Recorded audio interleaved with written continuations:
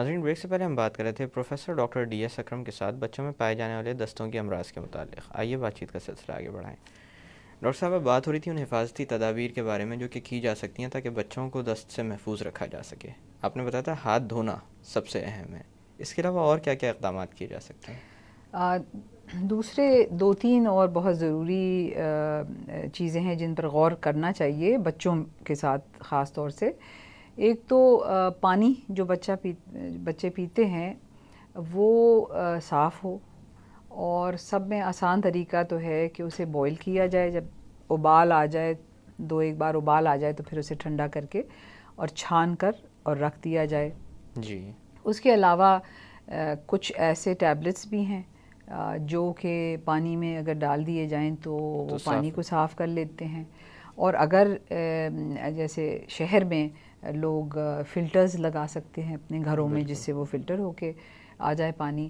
آج کل mineral water بہت خریدا جا رہا ہے لیکن وہ مہنگا بھی بہت ہے اور اس کی کوئی گارنٹی بھی نہیں ہے، کیونکہ اکثر پایا جاتا ہے کہ 2 نمبر یا جعلی منرل واٹر بھی مل رہا ہے.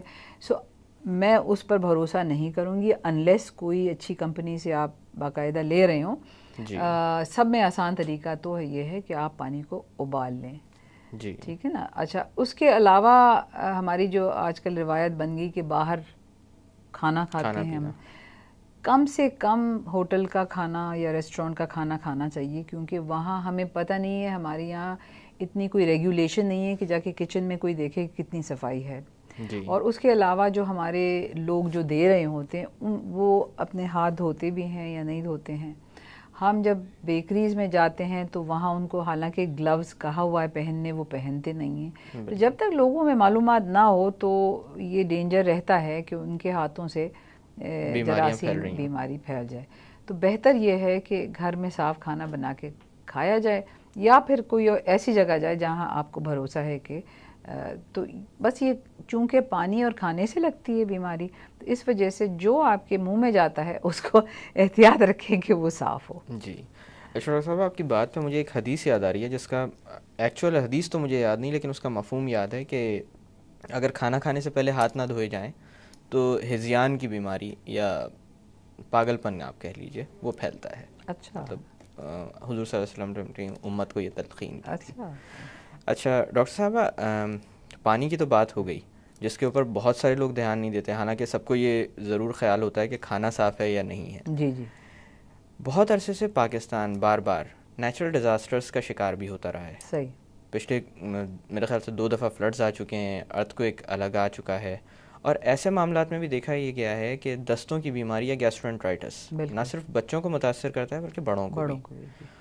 اور حالات کچھ اس قسم کے ہو جاتے ہیں کہ اس کے اندر زیادہ تلقین وغیرہ بھی اس پر وہ زیادہ غور نہیں کر پاتے، کیونکہ ایک شخص جس کا گھر بار بھی نہ ہو، آگے آنے والے وقت میں اس کا کیا ہوگا وہ بھی اس کو نہ پتہ ہو.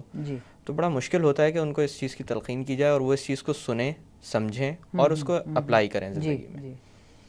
ان معاملات میں کیا اقدامات کیے جا سکتے ہیں تاکہ ان کی زندگی بہتر بنائی جا سکے؟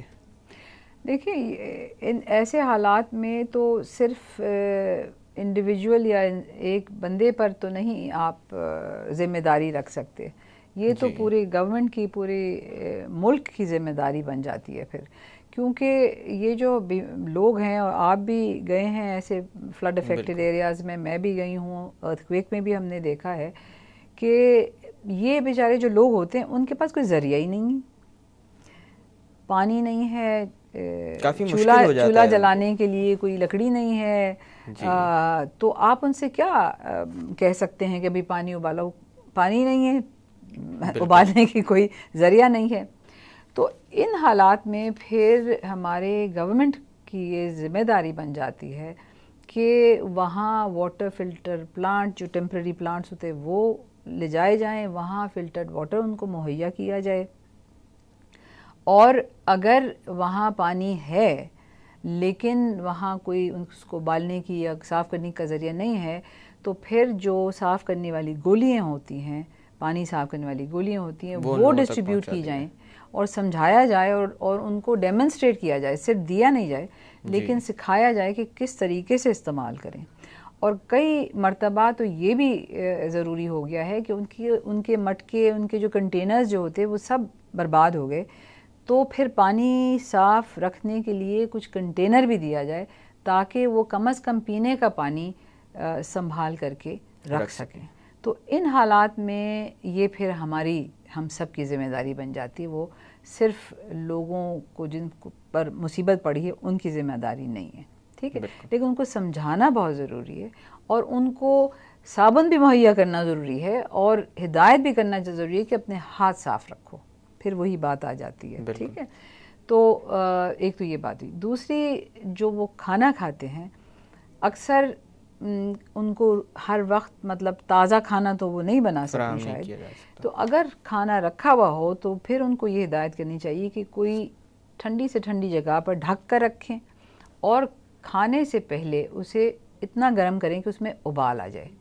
تو اگر اس میں کوئی جراثیم رہ بھی گئے ہیں تو وہ پھر مر جاتے ہیں.